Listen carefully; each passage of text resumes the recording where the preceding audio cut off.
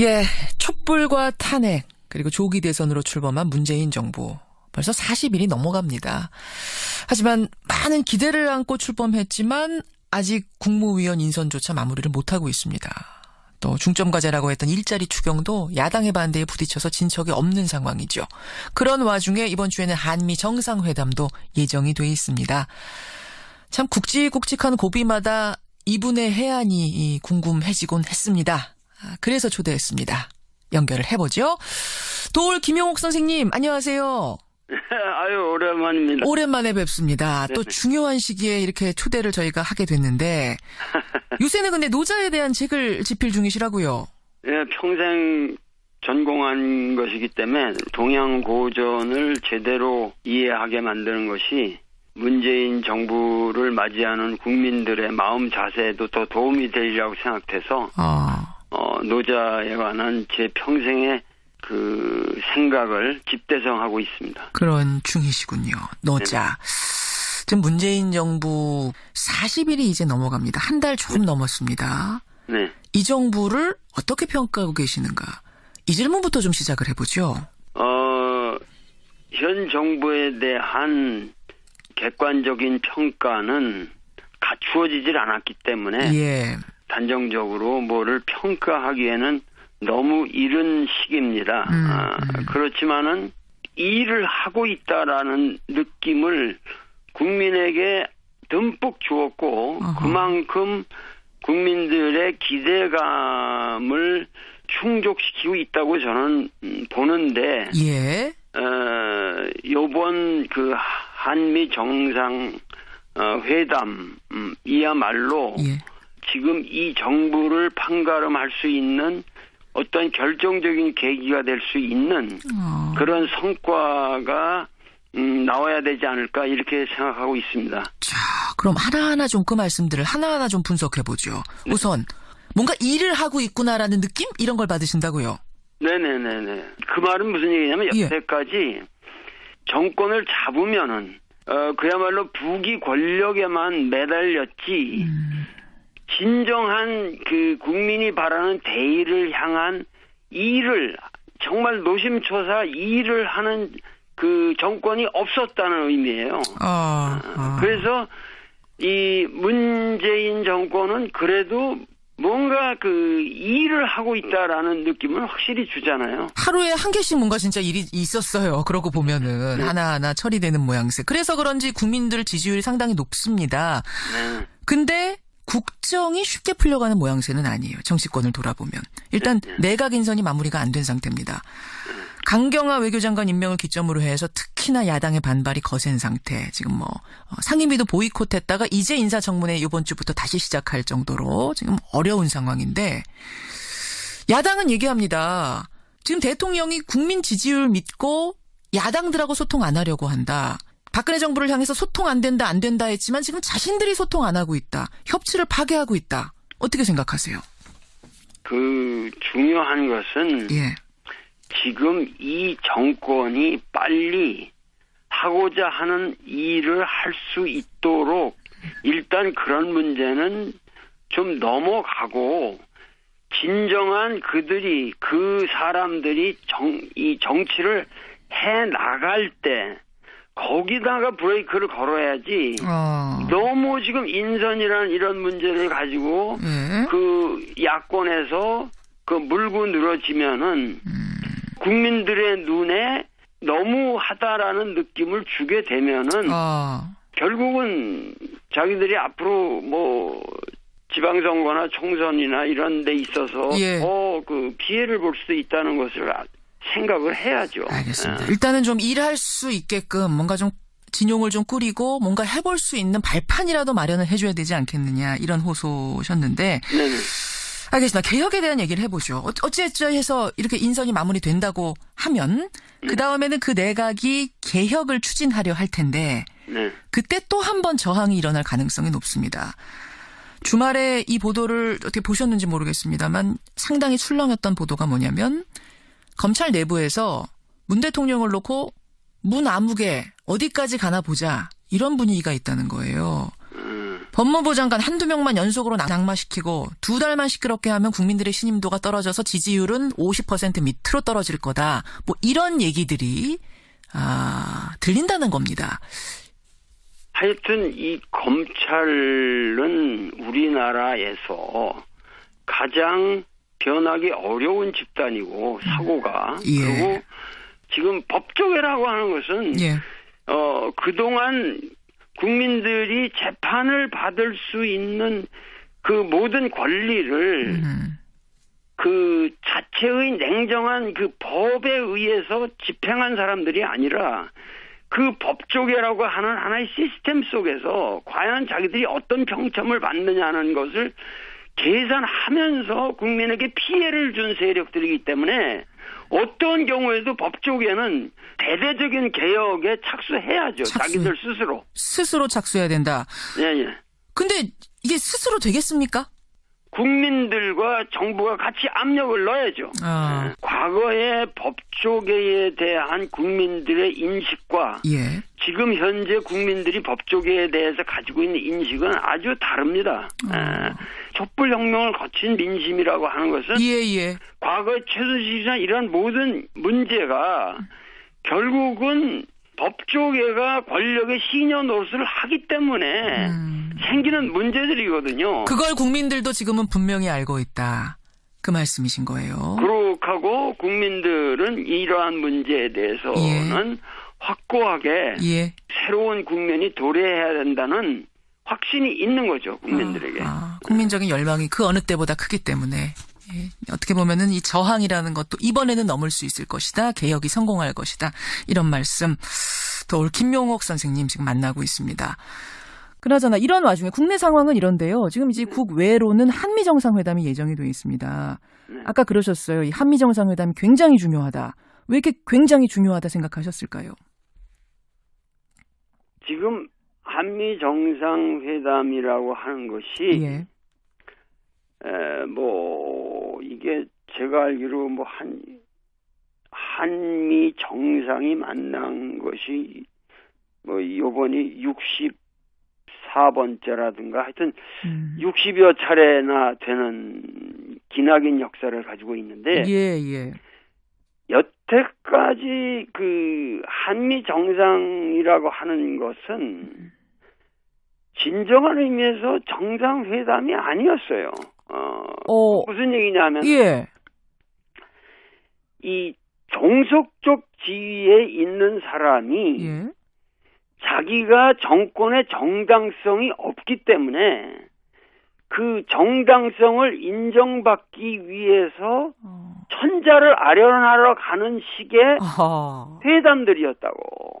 그 말하자면 조아리고 가는 회담이었다 이런 말씀이시군요. 자체내로 그 정권의 확고한 도덕성이나 정당성이 부족했기 때문에 확보가 안 되니까 그것을 인정받기 위해서 그 가장 강력한 봉인을 받기 위해서 가장 세계적으로 센 세력의 봉인을 받기 위해서 가는 하나의 그 종속적인 인준의 그런 지원이라든가 이런 것이 목적이었단 말이에요. 예를 들면 박정희가 그 케네디를 만나러 갔을 때도 그런 목적으로 갔는데 케네디가 아주 개무시를 하고 아주 푸대접을 했거든요. 그러고 나서 린든 B 존슨 때나 이제 바뀌고 나서 그 양반 돌아가고 나서 바뀌면서 이제 그 월남 파병 때문에 이제 또 대접 받기도 하고 그러니까 여러 가지 그런 역사를 쭉 놓고 볼 적에 한 번도 뭔가 구체적인 목적을 위해서 뭔가 미국이라고 하는 그 대국의 봉인을 받으려고 가는 것이 아니라 뭔가 미국과 해결해야 할 현안이 있고 그것에 대해서 우리가 대등하게 이야기를 해보자라는 자세로 가는 첫 회담이에요, 이거는. 이번에는 어떻게 대등하게 가는 거라고 그렇게 판단하세요? 과거는 아니었는데? 그러니까 벌써 문정인이라는 사람이 가서 예, 예. 얘기한 내용만 봐도 예. 단군이라는 말은 제가 안 쓰겠는데 예. 그 소위 말해서 이성계가 위화도 회군을 어허. 하면서 소국이 대국을 치는 것은 옳지 못하다. 이런 메시지를 내면서 조선조를 개창한 이래 예. 그 아마도 그 대국에 가서 그러한 발언을 정당한 그 민족의 자존심과 그 자주적인 어떠한 입장에서 최소한의 상식적인 발언을 한 유례가 한 번도 없습니다. 그러니까 그러한 것을 미리 가서 얘기하도록 하게 했다는 것은 예, 예. 뭐 문재인이라는 사람이 바둑도 아마 4단이나 된다고 그러는데 예. 결국은 그 정상회담을 향해서 지금 포석을 놓아가고 있다는 거죠. 아, 잠깐만요, 선생님. 그러니까 지금 말씀하신 것 중에 두 가지예요. 하나는 문정인 특보의 그 발언, 지난주 내내 뜨거웠는데 여러 논란, 찬반 논란도 있고, 김 선생님 보시기에는, 도올 선생님 보시기에는 역사상 유례가 없이 잘 된 거다. 일단 이런 평가를 내리시는 거고. 아니, 그거는, 아니, 그건 너무도 당연한 얘기들 아니에요? 그 문정인이라는 사람은, 그 사람은 무슨, 여기, 우리가 잠깐만 한국 사람이라는 그 입장을 떠나서 예, 예. 미국 정치학회 부회장까지 했던 사람이고 미국인들을 10여 년 동안 가서 가르쳤던 사람들인데 예. 나도 미국 가면 미국 사람들을 내가 내 제자의 입장에서 내가 얘기를 하는 거지 무슨 그 사람들을 위에 바라보면서만 얘기를 하는 건 아니란 말이죠. 그러니까 그 입장에서 볼 적에 문정인이 가서 얘기한 내용들은 그건 최소한의 나는 무슨 큰 것이 아니라 상식적인 얘기라고 봐요. 어떤 얘기인고 하니, 그러니까 북한이 핵 동결하면 우리가 한미 군사훈련 축소할 수 있다. 협상이란 건 주고받는 거다. 뭐 이런 얘기들을 했단 말입니다. 그때 이제 일부에서는 따주로 가지고 뭐 동맹이 깨진다면 그게 무슨 동맹이냐, 뭐 이런 동맹이냐. 얘기도 했죠. 예. 근데 이제 일각에서는 아니 미국의 심기를 그렇게 건드리면 어떡하냐. 특히 한미 정상회담 이제 문재인 대통령이 가서 정상회담 해야 되는데 분위기 이렇게 살벌하게 만들면 어떡하냐고 하면서 굉장한 비난이 쏟아졌단 말입니다. 그런 말을 하는 사람들은 제가 말씀드릴 수 있는 것은 지금 여기 이렇게 디테일하게 들어가면 참 끝이 없는데 예. 가장 중요한 것은 지금 우리가 지금 노력하고자 하는 것은 예. 역사의 거대한 축을 바꾸려고 하고 있는 거예요. 촛불혁명이라고 하는 것은 단순하게 지금 정권을 바꾼 게 아니에요. 여태까지 우리가 살아왔던 방식을 근원적으로 변해야만 우리가 살 길이 있다고 하는 새로운 각성이 국민에게서 싹튼 겁니다. 그 가장 중요한 것은 우리가 이 대북 관계만 해도 남북 관계만 해도 우리가 이러한 문제에 대해서 보다 그 자각적으로 주체적으로 우리 스스로 문제를 해결해야만 하겠다고 하는 생각이 국민들에게 생겨나기 시작한 거고 이러한 문제들을 그 미국에 의존해서만 해결할 수 있는 건 아니다. 그러니까 결국은 그 문정인을 비판하는 사람들의 멘탈리티는 한미 동맹을 정당한 대등한 관계에서의 한미 동맹을 얘기하는 게 아니라 어떻게 하면은 우리가 정말 대미 종속을 잘할 수 있느냐 하는 그런 고민을 하는 사람들이에요. 그 사람들은 한국 사람이 아니라 그냥 미국 천민들이에요. 미국 천민들이에요. 아니 근데 이제 현실적으로는 어쨌든 우리가 좀 그 미국에 상당히 종속돼 있는 게 현실 아니겠느냐 하는 이제 상당히 현실적인 이야기들을 그분들은 하시는 거 아닐까요? 지금 우리나라는 전 세계적으로 경제적인 지표만 봐도 10위권에 그런 10위권 주변에 있는 나라고 이 과학기술이라든가 우리가 새로운 신기술을 개발하고 뭐 IT라든가 이런 여러 가지 지금 이 객관적인 통계에는 우리나라가 5위 안입니다. 5위. 그러니까 이 나라가 결코 이렇게 어려운 상황에서도 이 자리까지 왔다고 하는 것은 예.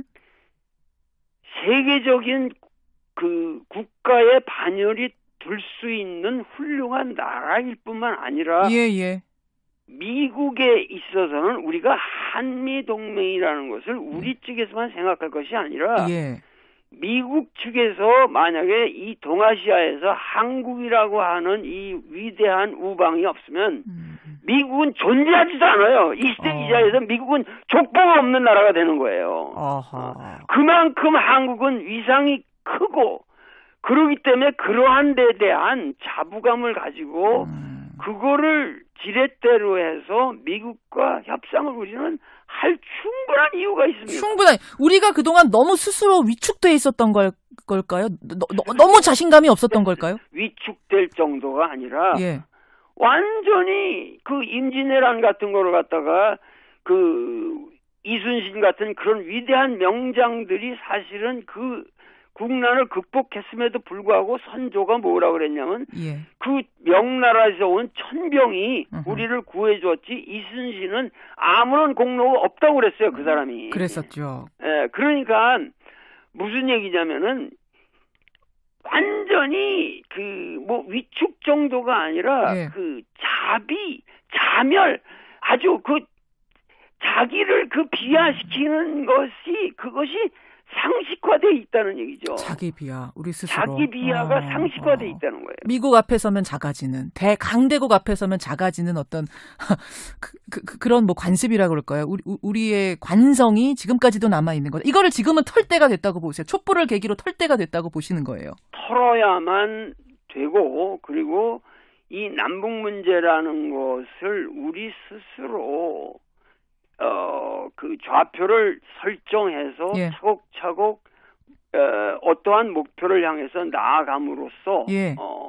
지금 예를 들면 뭐 그 태권도만 해도 엊그저께 북한에서 왔고 평창 올림픽도 우리가 서로 같이 단일팀. 같이 이거를 한번 행사를 치러보자. 예. 이런 것들이 얼마나 아름답고 좋은 얘기입니까? 그러니까 이런 모든 것들이 새로운 국면이 벌어지고 있는데 예. 그러한 것에 의해서 뭐냐면은 미국으로 하여금 동아시아 질서를 그 무슨 미사일 방어 체계니 말이죠. 이런 예. 터무니없는 이미 닉슨 독토린에서부터 이미 미국이 회전한 그러한 문제를 놓고 이제 와서 이 동아시아 질서를 전쟁 패러다임으로 평화 패러다임으로 가지 않고 전쟁 패러다임으로 간다면 예. 그것은 미국의 불행이다. 이것을 우리가 가서 설득을 시켜줘야죠. 설득을 시켜줘야 되는 그런 의미에서 아주 중요한 정상회담이다. 강조를 하셨단 말씀이군요. 네네. 아까 그러셨어요. 문정인 특보의 그 발언 굉장히 잘한 거고 또 청와대와 교감을 했다고 아까 문재인 대통령의 포석이라고 하셨는데 교감했다고 보시는 거예요? 네, 그건 당연히 하고 간 거죠. 청와대는 아니라고 선을 긋긴 했습니다만. 그거는 다 한 거예요. 한 거고 예.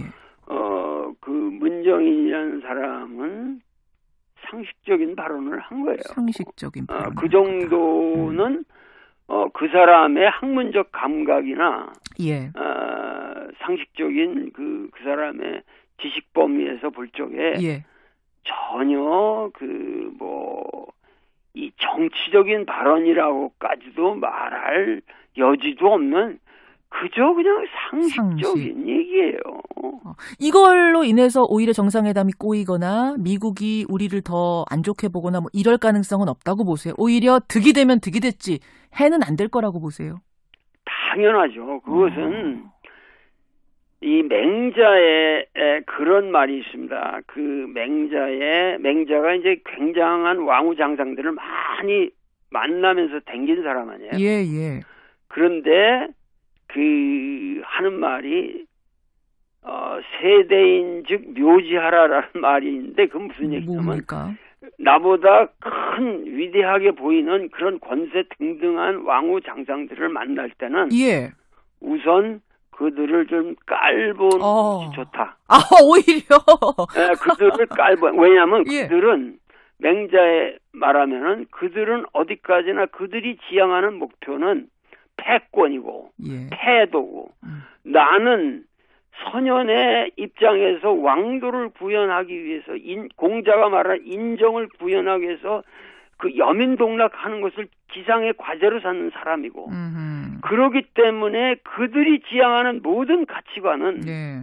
나에겐 하등이 필요가 없는 것이기 때문에 우선 그들을 만날 때는 그들을 깔보고 협상하는 게 좋다. 이것이 진심 하편에 있습니다. 그렇군요. 맹자왈이군요. 그야말로. 맹자 말이에요. 이건 내 말이 아니라. 예. 그런데 우리는 그러한 마음의 거리를 두고 봐야 되지만 나는 가서 트럼프를 깔보면 안 된다고 생각합니다. 네, 뭐 그런 의미는 아니고. 인간적으로 예. 트럼프를 가서 사랑해줘야 되고. 사랑을 해줘야 됩니까? 트럼프를 대접하고 그리고 노인으로서 어디까지나 대접하고 여태까지 정치인들과는 다른 요소가 있는 사람이라는 것을 인정하고 그가 새로운 국면을 개척할 수 있도록 하기 위해서는 그의 마음을 우선 감정적으로 얻어야 됩니다. 지금부터는 아마 이제 문재인 대통령에게 하시는 조언이라고 저는 생각을 하는데. 네, 그래서 당당하게 임하되 사랑하라. 마음 자세는 어느 정도 디스턴싱, 하나의 거리를 두되. 예. 여태까지 트럼프는 당선이 된 이후로. 예. 어디 가서든지 사실은 이렇게 대접을 못 받았단 말이에요. 천덕꾸러기 같은 느낌이 좀 있었죠. 예, 그런데 예. 우리는 가서 그를 아주 존중을 해주고 정당한 정치인으로서 대접을 해주는 마음 자세로 예. 그의 마음을 환심을 우선 사야 됩니다. 일단 마음을 사야 한다. 환심을 사고 그렇고 그와 여태까지 미국의 그 어떠한 프로페셔널한 정치인이라고 하는 계보에 있는 사람들은 예. 무조건 한국 같은 나라를 깔보고 그리고 한국에 대해서 관여를 하지 않으려고 그랬어요. 그렇기 때문에 그 오바마 같은 사람도 전략적 인내니 이런 말로 한국 문제는 완전히 개무시한 거예요. 예. 그 윈비어 문제만 해도 얼마든지 그 오바마 정권 때 조금 더 관심을 가지고 해결했으면 해결될 수도 있었던 문제. 다 그것이 전략적 인내라는 측면에서 다 넘어간 거예요. 예. 그렇기 때문에 그러한 의미에서 새로운 관여 정책을 하겠다고 나온 것은 상당히 우리로 볼 때는 좋은 일이고 단지 트럼프가 그 관여라고 하는 의미가 예. 그 북한에다가 뭐 무력 행사를 하든가 이런 식의 관여가 아니라 얼마든지 평화의 이니셔티브를 가지고 미국이 북한을 설득시킬 수 있는 얼마든지 여지가 있다. 예. 이것을 설득을 해야 되는데 예.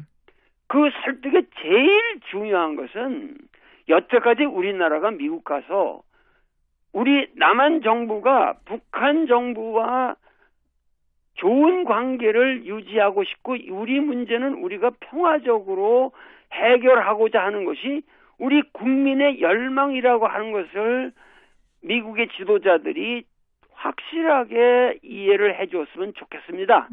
라는 입장을 표명한 적이 단 한 번도 없었어요. 예. 단 한 번도 없었기 때문에 그런 것만을 표명을 하는 것만 해도 트럼프 입장에서는 한국민이 이런 방향으로 원한다면 우리도 새로운 카드를 가지고 더 기발한 그러한 협상이라든가 새로운 국면을 만들어서 전 세계를 이롭게 할 수가 있다. 이러면서 트럼프는 이 북한 문제를 계기로 해서 자기가 그 탄핵의 국면에 빠져 있는 그런 곤궁한 처지를 벗어날 수도 있다는 얘기죠. 우리가 지금 이런 표현이 어떨지 모르겠습니다만 잘 이용할 수 있는 굉장히 좋은 환경이란 말씀이시네요. 오히려 오히려 우리가 트럼프 정권보다는 국민의 열망을 담지한 도덕성을 가지고 있기 때문에 우리는 도덕적인 정부의 세계적으로 모범이 되는 도덕적 정부의 수장으로서 지금 도덕성을 획득하지 못한 트럼프에게 네. 새로운 도덕성을 부여해 줄 수 있는 그런 세계사적 사명을 가진 사람이 지금 가고 있는 거예요. 오히려 우리가 그에게 도덕성을 인준해 줄 수 있는, 부여해 줄 수 있는 상황이 됐다. 그런 지금 우리는 입장에 있는 나라고 예. 그런 입장에 있는 지도자고 예. 거기에 대해서 우리 국민이 뿌듯한 자부심을 가져야 되는 이런 마당에 예. 그 야당의 지지부진한 그런 어떠한 이야기로 인해서 국민들의 판단이 흐려진다든가 이래서는 아니 되겠다. 난 알겠습니다. 정말 이 자리에서 우리 김 앵커하고 대화를 하는 것뿐만 아니라 예. 국민들에게 나는 정말 예. 이 시대를 사는 사상가로서 눈물을 흘리며 호소하고 싶어요. 예. 여러분들 제발 진정으로 우리가 촛불을 들어야 할 시기는 바로 이번 주입니다. 바로 미국에 가서 이 문재인 대통령이 예. 미국에서 협상을 벌이는 이 시기야말로 국민들이 마음에 촛불을 들고 우리가 갈구했던 열망을 이제 조금이라도 더 미국 땅에 펼쳐질 수 있도록 그들을 우리 대표단들을 전부 지원하고 도와줘야 된단 말이죠. 그렇게 보시는군요. 네. 정리를 좀 하자면 미국에 가서 트럼프 대통령 만날 때 그를 인간적으로 존중하고 사랑하는 자세를 바탕에 깔고 당당하게 우리 할 말을 해라. 자부심을 가지고 대하라. 그러면 반드시 이번 정상회담은 성공할 것이다. 이런 조언으로 받아들일 수 있겠네요. 네네네. 예. 문재인 대통령이 오늘 인터뷰를 좀 듣고 갔으면 좋겠어요, 정말. 그러니까는 이 북핵 문제라고 하는 것은 예. 그것은 북한 입장에서는 남한과의 문제만이 아니라고 생각하거든요. 예. 어디까지나 그렇죠. 미국과 자기들은 전쟁을 치렀고 예. 그 6.25 전쟁 이래 여태까지 누적된 문제를 풀기 위해서는 미국이 적극적으로 나서는 것이 정당합니다. 그리고 그것을 여태까지 미국이 나서지 않고 중국의 중재를 통해서 해결하려고 했던 것도 한계가 뻔한 거고 지금 더 이상 먹히질 않습니다. 알겠습니다. 예. 그러한 상황에서는 문재인 대통령은 안심하고 트럼프에게 미국이 적극적인 역할을 하십시오. 예. 우리가 도와드리겠습니다. 그렇게 해서 북미 관계를 우선 정상화시키는 방향으로 노력을 하시면 그러면은 동아시아의 새로운 질서가 태동하게 되고 그러면 EU나 모든 국가들이 트럼프 대통령을 이전의 트럼프가 아닌 위대한 이 세계의 지도자로 바라볼 것입니다. 알겠습니다. 중요한 부분들 오늘 요목조목 짚어주셨습니다. 여기까지 오늘은 말씀을 듣도록 하죠. 노자 책 집필 마무리 잘 하시길 바라고요. 또 책 나오고 나서 한 번 더 인터뷰 부탁드리겠습니다. 네네. 예. 감사합니다. 건강하시고요. 고맙습니다. 네네. 예. 돌 김용옥 선생님이었습니다. 외로는 한미 정상회담이 예정이 되어 있습니다. 네. 아까 그러셨어요. 이 한미 정상회담이 굉장히 중요하다. 왜 이렇게 굉장히 중요하다 생각하셨을까요? 지금 한미 정상회담이라고 하는 것이 예. 이게 제가 알기로 한미 정상이 만난 것이 요번이 64번째라든가 하여튼 60여 차례나 되는 기나긴 역사를 가지고 있는데 예. 여태까지 한미 정상이라고 하는 것은 진정한 의미에서 정상회담이 아니었어요. 무슨 얘기냐면 예. 이 종속적 지위에 있는 사람이 예. 자기가 정권의 정당성이 없기 때문에 그 정당성을 인정받기 위해서 천자를 아련하러 가는 식의 회담들이었다고. 그 말하자면 조아리고 가는 회담이었다 이런 말씀이시군요. 자체 내로 그 정권의 확고한 도덕성이나 정당성이 부족했기 때문에 확보가 안 되니까 그것을 인정받기 위해서 예. 그 가장 강력한 봉인을 받기 위해서 가장 세계적으로 센 세력의 봉인을 받기 위해서 가는 하나의 그 뭐랄까 종속적인 인준의 뭐 그런 지원이라든가 이런 그 중요한 것은 예. 지금 이 정권이 빨리 하고자 하는 일을 할 수 있도록 일단 그런 문제는 좀 넘어가고 진정한 그들이 그 사람들이 이 정치를 해 나갈 때 거기다가 브레이크를 걸어야지. 너무 지금 인선이라는 이런 문제를 가지고 그 야권에서 그 물고 늘어지면은 국민들의 눈에 너무하다라는 느낌을 주게 되면은 결국은 자기들이 앞으로 뭐 지방선거나 총선이나 이런 데 있어서 그 피해를 볼 수도 있다는 것을 생각을 해야죠. 알겠습니다. 일단은 좀 일할 수 있게끔 뭔가 좀 진용을 좀 꾸리고 뭔가 해볼 수 있는 발판이라도 마련을 해줘야 되지 않겠느냐 이런 호소셨는데 네네. 알겠습니다. 개혁에 대한 얘기를 해보죠. 어찌해서 이렇게 인선이 마무리된다고 하면 그 다음에는 그 내각이 개혁을 추진하려 할 텐데 그때 또 한 번 저항이 일어날 가능성이 높습니다. 주말에 이 보도를 어떻게 보셨는지 모르겠습니다만 상당히 출렁였던 보도가 뭐냐면 검찰 내부에서 문 대통령을 놓고 문 아무개 어디까지 가나 보자 이런 분위기가 있다는 거예요. 법무부 장관 한두 명만 연속으로 낙마시키고 2달만 시끄럽게 하면 국민들의 신임도가 떨어져서 지지율은 50% 밑으로 떨어질 거다. 뭐 이런 얘기들이 들린다는 겁니다.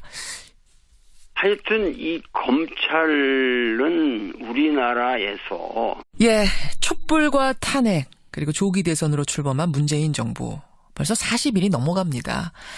하지만 많은 기대를 안고 출범했지만 아직 국무위원 인선조차 마무리를 못하고 있습니다. 또 중점과제라고 했던 일자리 추경도 야당의 반대에 부딪혀서 진척이 없는 상황이죠.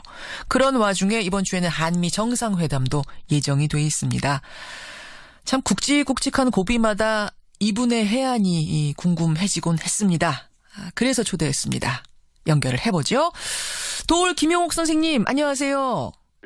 아유 오랜만입니다. 오랜만에 뵙습니다. 또 중요한 시기에 이렇게 초대를 저희가 하게 됐는데 요새는 근데 노자에 대한 책을 집필 중이시라고요. 평생 전공한 것이기 때문에 동양고전을 제대로 이해하게 만드는 것이 문재인 정부를 맞이하는 국민들의 마음 자세에도 더 도움이 되리라고 생각돼서 노자에 관한 제 평생의 그 생각을 집대성하고 있습니다. 그런 중이시군요. 노자.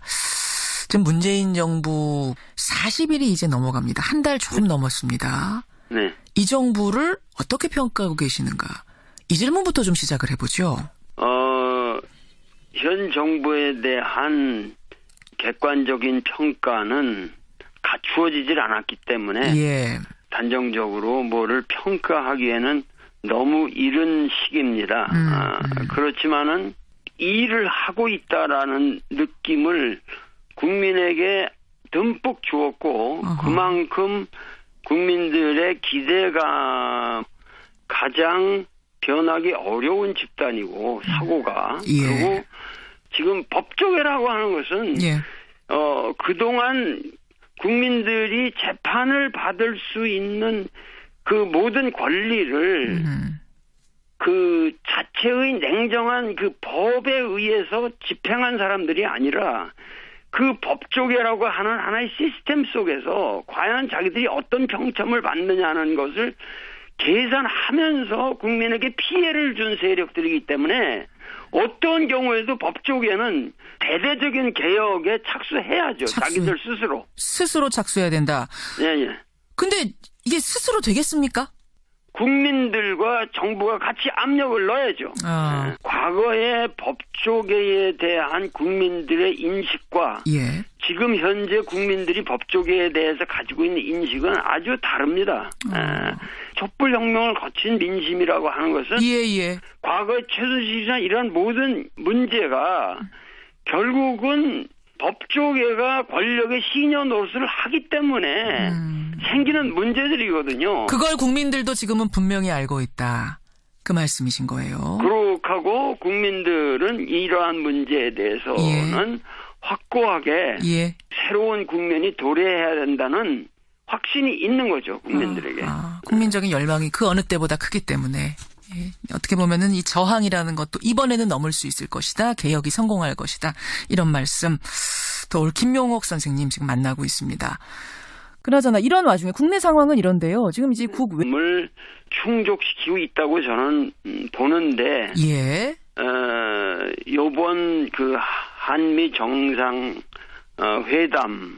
회담이야말로 지금 이 정부를 판가름할 수 있는 어떤 결정적인 계기가 될 수 있는 그런 성과가 나와야 되지 않을까 이렇게 생각하고 있습니다. 자, 그럼 하나하나 좀 그 말씀들을 하나하나 좀 분석해보죠. 우선 뭔가 일을 하고 있구나라는 느낌? 이런 걸 받으신다고요? 네네네네. 그 말은 무슨 얘기냐면 여태까지 정권을 잡으면은 그야말로 부귀 권력에만 매달렸지 진정한 그 국민이 바라는 대의를 향한 일을 정말 노심초사 일을 하는 그 정권이 없었다는 의미예요. 그래서 이 문재인 정권은 그래도 뭔가 그 일을 하고 있다라는 느낌은 확실히 주잖아요. 하루에 한 개씩 뭔가 진짜 일이 있었어요. 그러고 보면은 하나하나 처리되는 모양새. 그래서 그런지 국민들 지지율이 상당히 높습니다. 근데 국정이 쉽게 풀려가는 모양새는 아니에요. 정치권을 돌아보면. 일단 내각 인선이 마무리가 안 된 상태입니다. 강경화 외교장관 임명을 기점으로 해서 특히나 야당의 반발이 거센 상태. 지금 상임위도 보이콧했다가 이제 인사청문회 이번 주부터 다시 시작할 정도로 지금 어려운 상황인데 야당은 얘기합니다. 지금 대통령이 국민 지지율 믿고 야당들하고 소통 안 하려고 한다. 박근혜 정부를 향해서 소통 안 된다 했지만 지금 자신들이 소통 안 하고 있다. 협치를 파괴하고 있다. 어떻게 생각하세요?